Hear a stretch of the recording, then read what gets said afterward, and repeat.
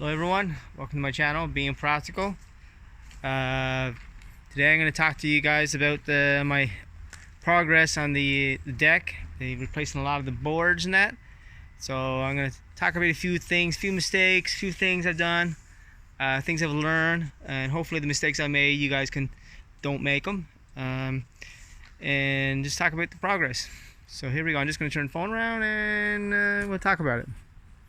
So right here, one of the mistakes I made is this right here. I'm gonna have the tread I bought. I cut it too short. You can see you're supposed to have more of a bow nose right here. So I'm gonna leave it be for now. But one of these days I'll just rip it up and just get a. Reason why happened there. Right here I got almost like an inch and a half, and I was like, oh, they're overhanging. The other two like overhanging good or almost too much, right? So okay, and the thing is, the bottom two have in here have an inch and a half board nailed onto the stringers, and that's why it's out further. But this one up here is not. It's right up against the stringer. That's why it's short. So next time, what I might do, I may buy another stringer and replace that and not cut it and leave it that way. I have enough overhang for here. So that's something to be aware of if you're doing steps and that, right? I decided not to use banisters or spindles. I just decided to go with some 1x6 boards for here, and I think that's fine. It's less than 4 inches. That meets code, right? So the angle that I had to use here was I think it was 36 degrees. That was my cuts. Right here, just screws, just basic screws. And I started doing the panels. I got one here, installed here. And what I had to go with the spacing here, I had to go with it worked out to be 3/16 spacing for here. And I started this one, so I did the exact same thing for over here, 3/16. Now this is a different measurement. So what I did here, I went with a 1/2 inch. I don't know where I got the spacer pieces of wood. This is the pieces of what I use for the, I just cut some pieces for that. And the 1/2 inch ones I use right here. I just took these pieces and used that as my spacers there for all of them.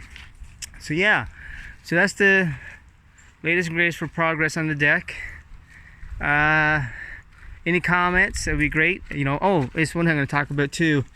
I got to put a little nail here, trying to line these up for here. I'll get like a little finish nail and kind of go through there, trying to get those lined up better. And the deck boards are just the boards. The old ones, which were fine, I just got to flip them, right? And once everything's all put together and that, I'm just going to use some brown ink coat stain and stain the whole works. And I will eventually put some lattice on the top there, and I'll do a video on that for everyone if it's interested in that. What I did, so you wouldn't see how I got it nailed, I got the screws. So I put a groove here for the lattice here, so the screws for the boards are actually going down there. That way you don't see the screws for the boards. And actually, I should have talked about it when I was over by the picnic table. So